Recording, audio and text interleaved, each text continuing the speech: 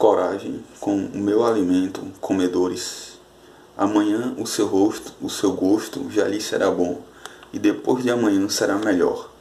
Se então quiserem mais, minhas 7 velhas receitas me serão 7 novas audácias.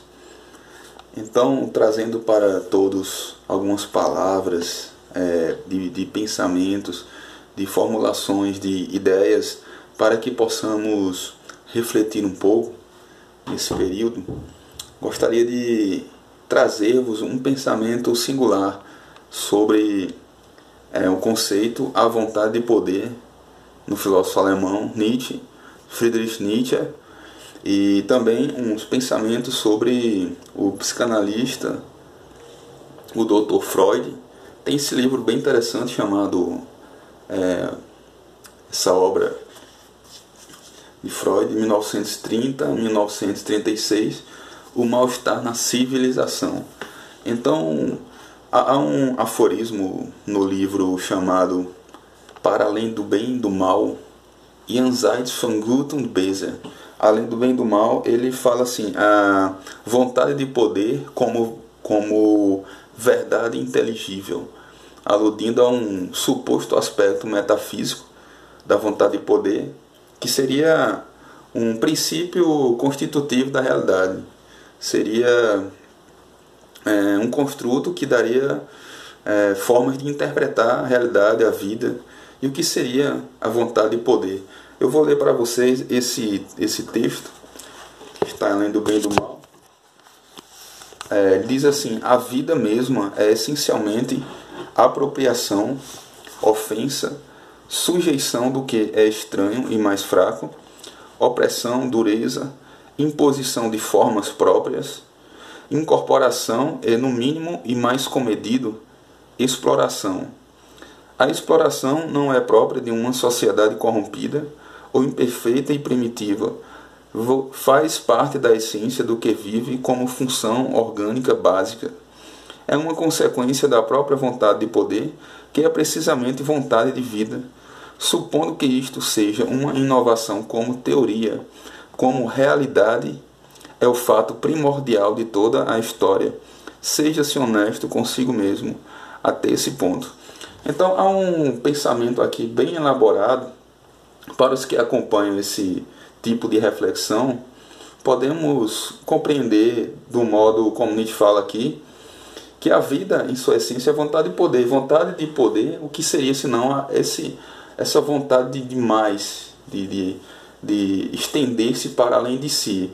Não seria uma vontade de poder aos modos dos filósofos helenistas, do período helenístico da Grécia, no qual eles propõem a busca da felicidade, a busca do bem como eudaimonia, a felicidade do indivíduo, a busca do prazer, né? Temos aí no pensamento de Epicuro essa ideia de prazer, de bem, de felicidade, nos estoicos também, a natureza como tendo fins, tendo como fim a felicidade, né? A busca do prazer, do sentido. Então Nietzsche vem questionar esse modo de filosofar, dizendo que a vontade de poder ela busca mais do que a mera felicidade, mas mais poder, uma apropriação. É você saber que essa vontade, essa coisa que está por trás de um sujeito pensante, é muito mais abrangente do que se poderíamos pensar em termos de sujeito e objeto, assim, o seu caráter de cisão da consciência, né? Nós geralmente pensamos assim que o eu, essa ideia de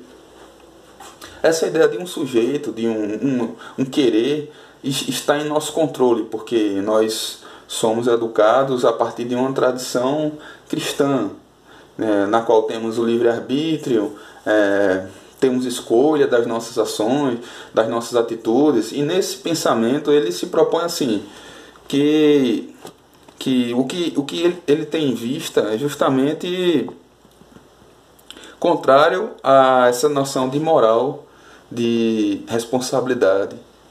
É uma moral do perdão e do amor ao próximo, acima do amor de si, né?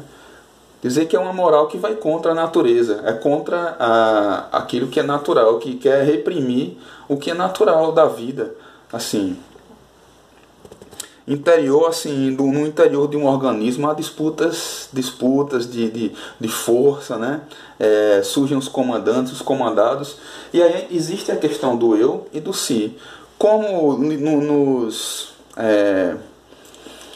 nos postamos diante das situações da vida, diante de que há impulsos em nós que são maiores do que aquilo que nosso pensamento ele pode abarcar, né?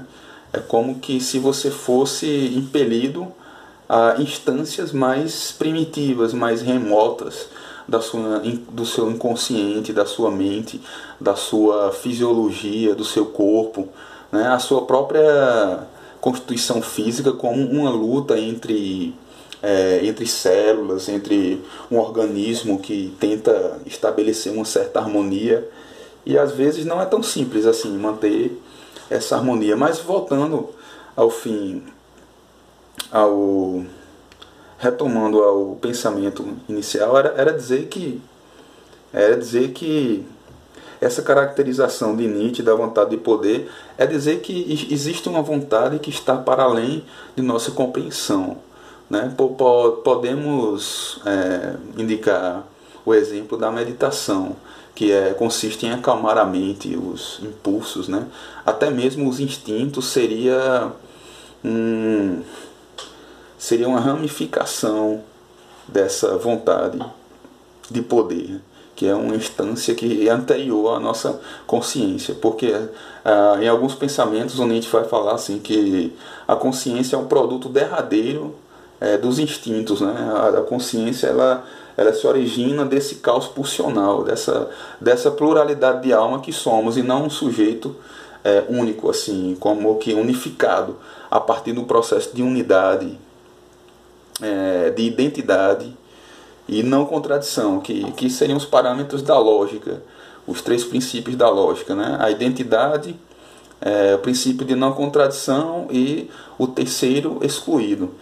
Então, assim, nesse pensamento nosso, somos acostumados a atribuir uma identidade ao nosso eu, ao nosso ser, sendo que para Nietzsche a identidade ela estaria cindida a algo muito mais profundo, muito mais anterior ao pensamento, ao eu, do que mesmo esse livre-arbítrio, essa moral que nos torna senhores de nós mesmos, como se fôssemos totalmente responsáveis pelo nosso ser, o que também não quer dizer que não sejamos. Não quer atribuir a Nietzsche uma imoralidade, um pensamento que vá de encontro à moral também, né? Mas nesse caso aqui também temos o mal-estar na civilização do psicanalista Freud, no qual também ele vai justamente através das suas análises, das suas investigações analíticas, psicanalíticas, querer dizer que o homem não é o senhor na sua própria casa.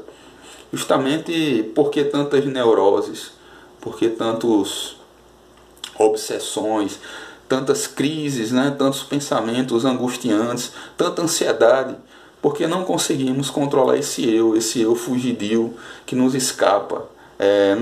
O nosso eu não tem controle sobre o caos pulsional que nos origina, do qual provém toda a nossa constituição fisiológica. Então, nesse mal-estar, o Freud vai opor isso, justamente a incapacidade dos neuróticos, das pessoas doentes, de não fazerem frente às demandas pulsionais, de não conseguirem subjugar as suas pulsões, porque, sendo essas maiores, acabam por sobrepujá-los, por subjugá-los inexoravelmente. E daí ter-se que procurar um certo trabalho analítico para desvencilhar-se desses resíduos mórbidos de neuroses. E o Freud ele percebeu muito isso, tentando para o fato de que a própria civilização ela nos torna doentes, nos torna melancólicos, neuróticos, obsessivos e extremamente depressivos também. Então, fazendo contraposição a isso, há uma um eu cindido, um eu que não é senhor. E o caráter da vida como essa pulsão por mais poder. Poder é realizações de todas as formas. Não necessariamente poder em termos de honrarias, de cargos públicos, de muito dinheiro, de mulheres, perfume francês, carro, muita mentira também por trás disso.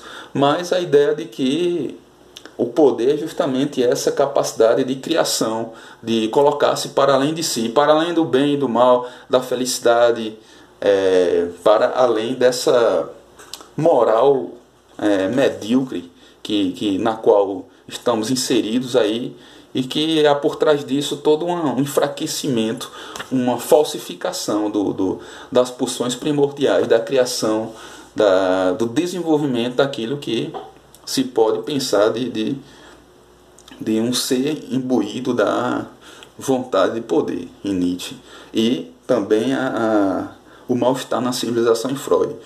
Então, aqui eu gostaria de ler mais um fragmento aqui do Nietzsche, sobre está na Ciência, né? Ele diz assim: Heraclitismo, toda a felicidade que há na terra, meus amigos, vem da luta. Sim, a amizade requer os vapores da pólvora. Em 3 coisas se unem os amigos: são irmãos na miséria, iguais ante o inimigo e livres diante da morte. Ok, então, terminando, para deixar para vocês